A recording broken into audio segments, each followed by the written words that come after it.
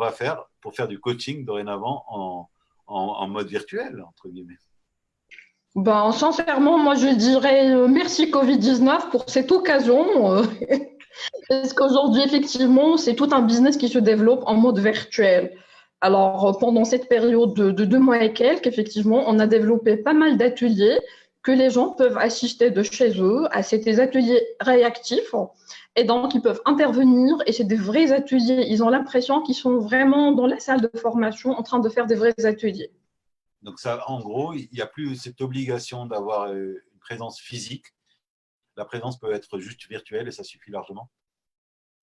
Absolument, absolument. Aujourd'hui, à travers les outils virtuels, comme ce qu'on est en train de faire aujourd'hui, on se voit, la personne peut intervenir, s'exprimer et en même temps, on peut recadrer, donc tranquillement. Aujourd'hui, comme vous le savez déjà, moi, je travaille entre le Maroc et la Belgique. Et donc, à travers les vidéos et à travers les ateliers que j'anime, j'ai des co-animateurs qui sont installés à Bruxelles et donc on fait les deux. Moi, je suis à Casa, il est à Bruxelles et on anime les ateliers. D'ailleurs, c'est des ateliers qui sont au Congo et donc voilà, il n'y a plus d'obligation de cette Alors, place. justement, il y a une image du coaching, c'est un peu un terme un peu fourre-tout, on a l'impression de ne pas vraiment savoir de quoi il en retourne. Est-ce que vous pouvez nous présenter déjà ce que vous faites, vous, en termes de coaching, et quels sont les domaines dans les différents domaines des ressources humaines que vous touchez? Très bien. Alors en fait, pour simplifier la présentation du coaching, alors ça consiste à accompagner une personne d'un point A à un point B. Et aujourd'hui, ça touche tous les secteurs et toutes les personnes. C'est-à-dire, ça peut être un dirigeant qui a du mal à gérer son équipe, et donc là, c'est l'accompagnement du gérant lui-même, ou qui pense à une reconversion, mais qui cherche à être accompagné au moins pour être rassuré. Donc, on peut toujours intervenir.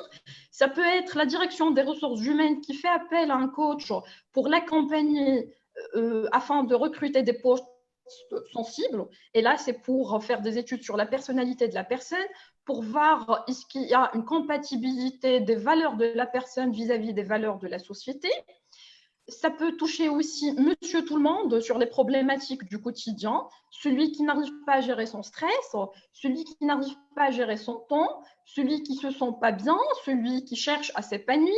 Donc, sincèrement, ça touche monsieur tout le monde. Que ce soit un cadre, que ce soit un fonctionnaire, que ce soit quelqu'un qui est à la recherche d'une orientation, le coach peut intervenir. Alors, c'est également le coach, c'est pas simplement, donc comme tu as dit, c'est à plusieurs fonctions. C'est un psychologue, c'est un psychiatre, c'est quoi? Parce qu'au Maroc, en plus, il y a une confusion de qui est quoi, et donc du coup, c'est quoi exactement ce qu'il y a derrière? En fait, le coach, c'est plus un miroir.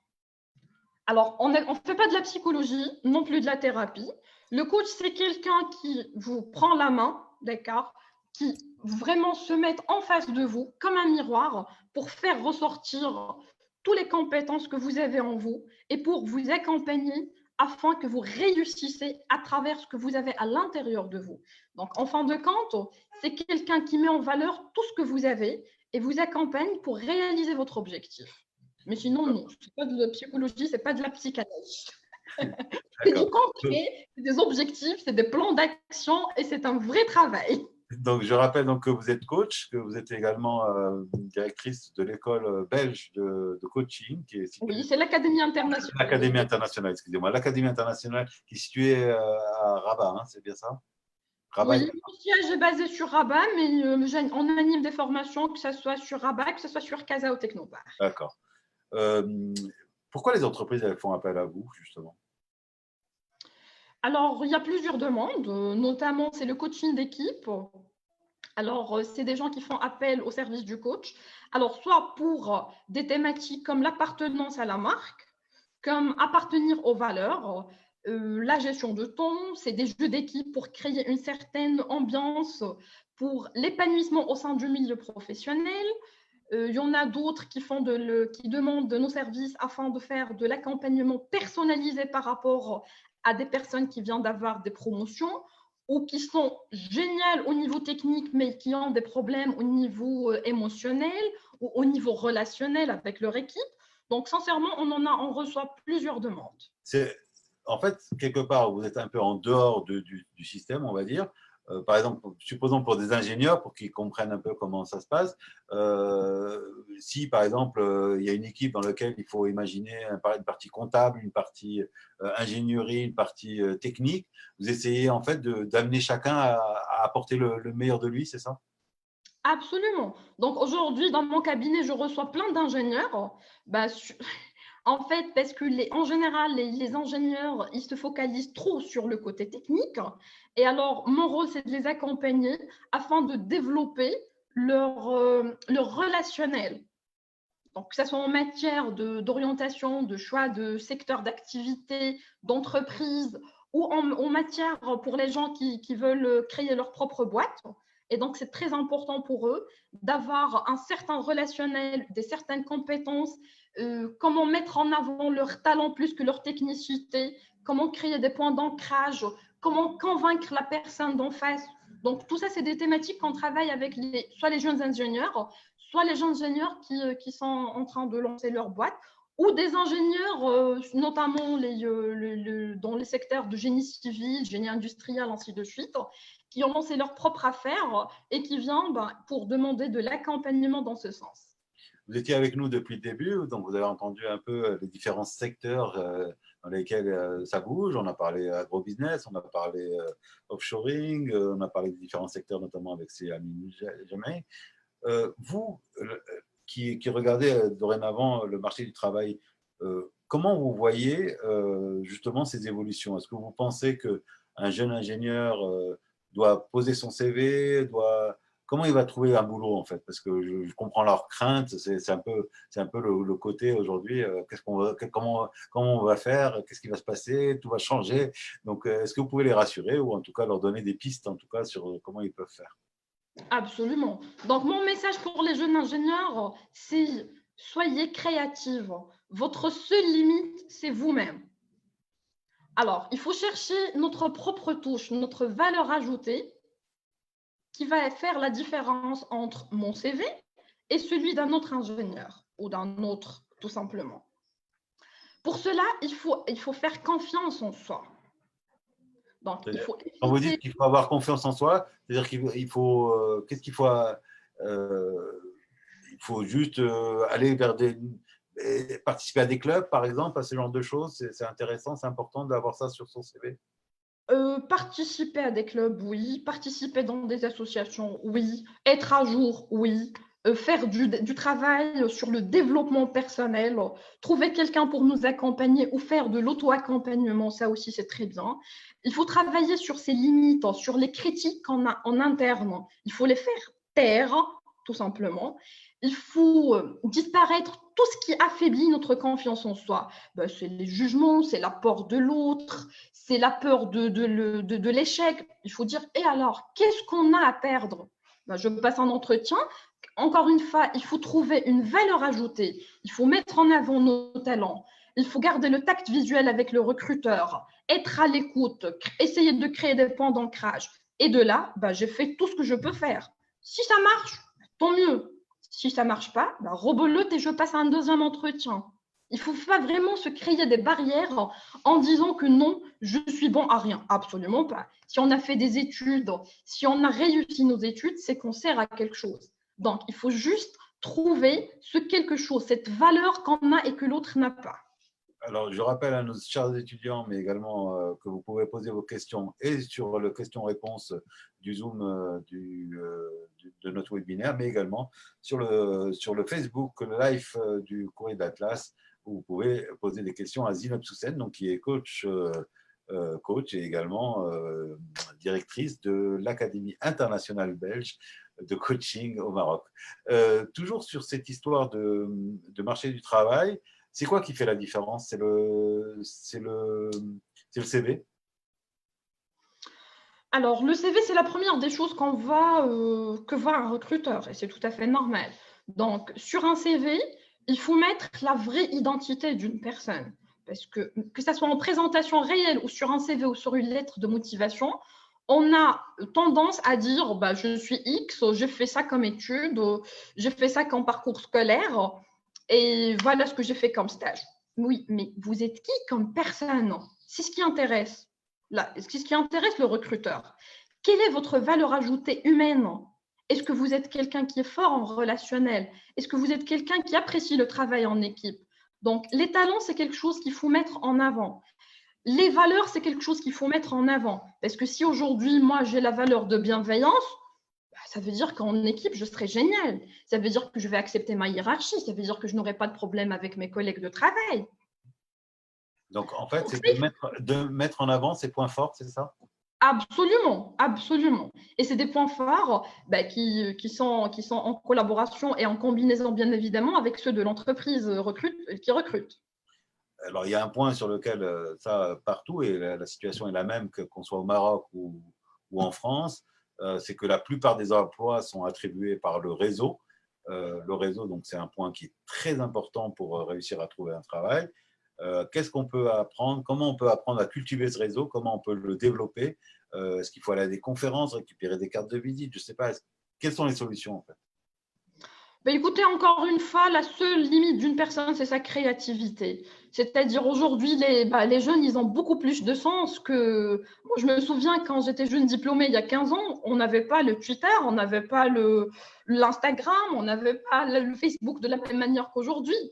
Alors, les gens d'aujourd'hui, ils ont beaucoup de chance et ils peuvent travailler, mais partout, mais partout.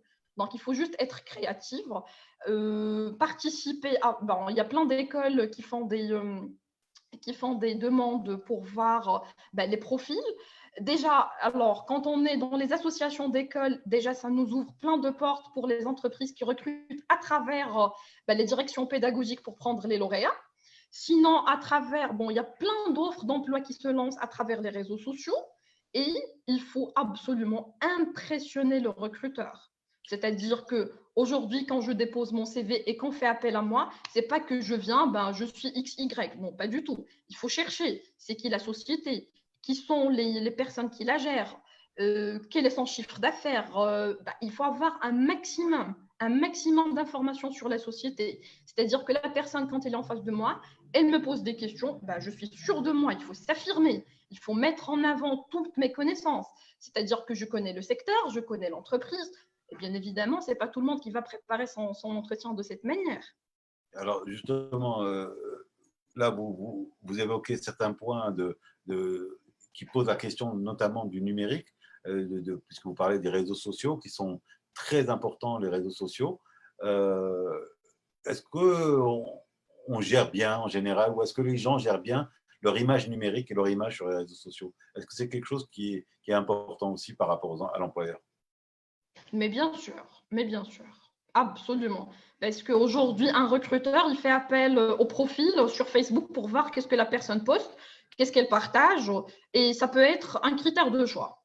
Donc, il faut faire très attention à notre image numérique, sélectionner ce qu'on partage, sélectionner ce qu'on met comme photo, ainsi de suite. Mais sinon, aujourd'hui, il y a des formations, même gratuites, qui se lancent sur le marketing digital. Il y a des webinaires gratuits, et il y a carrément des formations. Et sincèrement, la formation, elle devient plus accessible de jour en jour. Et voilà, il faut juste que la personne soit motivée pour la chercher. Une question de Hamza Emiz, un étudiant, qui me demande comment développer les soft skills en ce qui concerne le relationnel. En ce qui concerne le relationnel, c'est du développement personnel. Alors, du coup, comment il doit faire? Comment? Comment il doit faire justement pour développer son relationnel? Ça dépend de chaque personne en fait. Mais à travers les réseaux sociaux, on développe le relationnel. Mais sinon, on suit des formations de soft skills. Et du coup, est-ce qu'elles sont développées, ce genre de formation? Est-ce que c'est des choses qu'on vous demande souvent?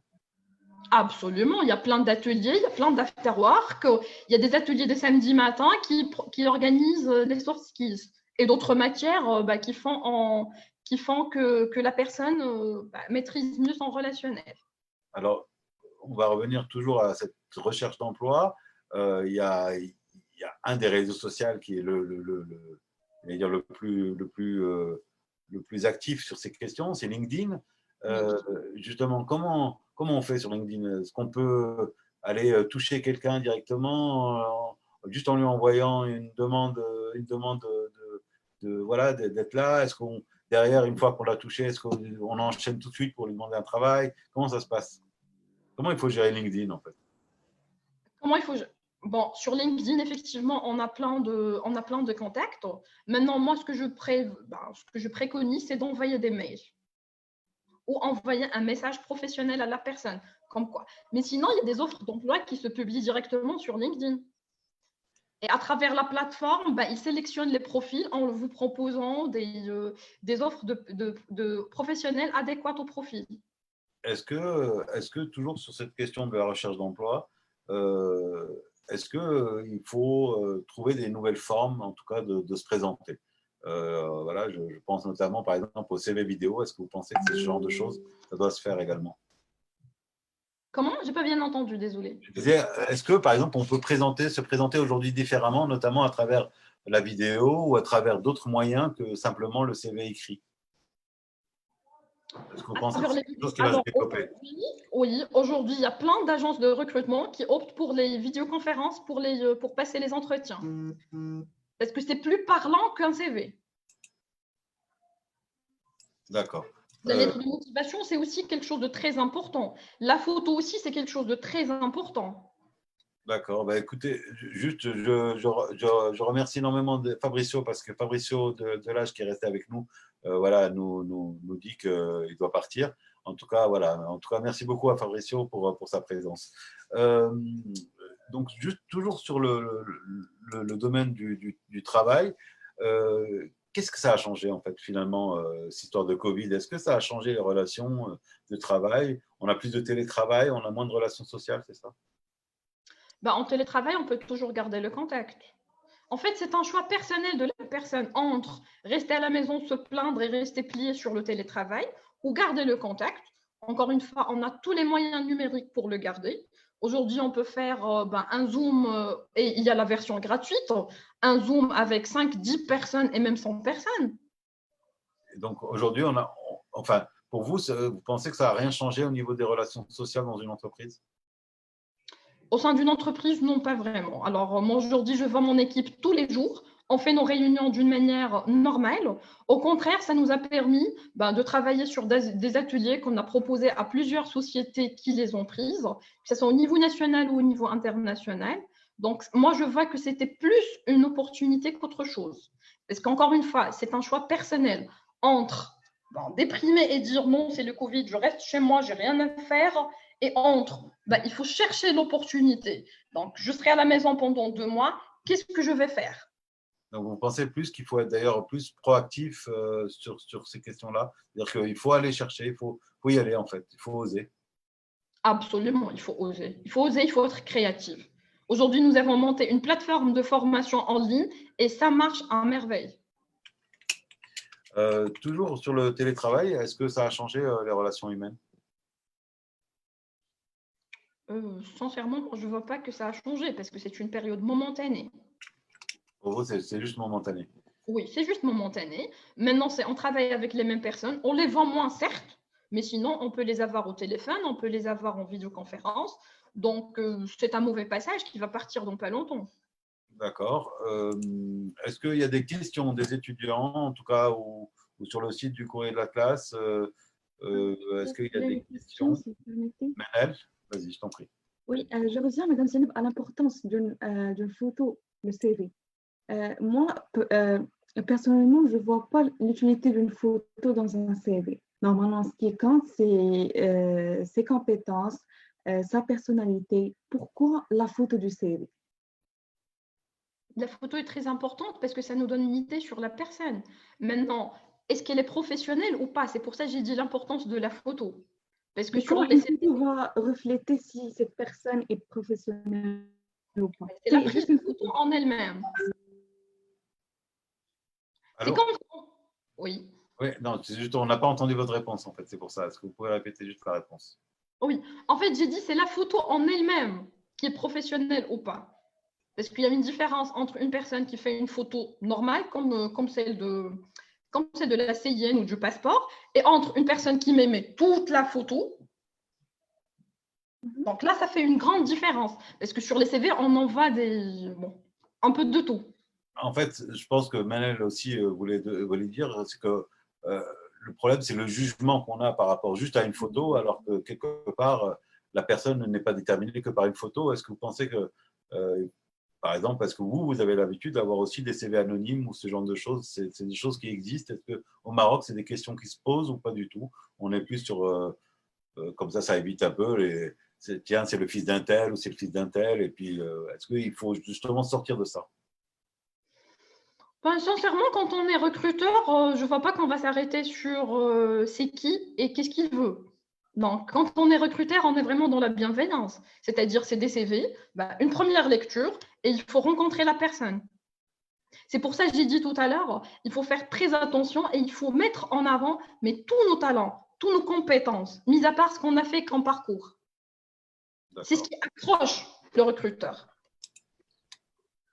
D'autres questions des étudiants qui veulent poser des questions sur leur CV, sur quoi, de quoi on a parlé, des relations de travail, sur les soft skills, sur énormément de choses et la transformation quelque part de ce milieu professionnel qui forcément va se trouver changer demain en tout cas.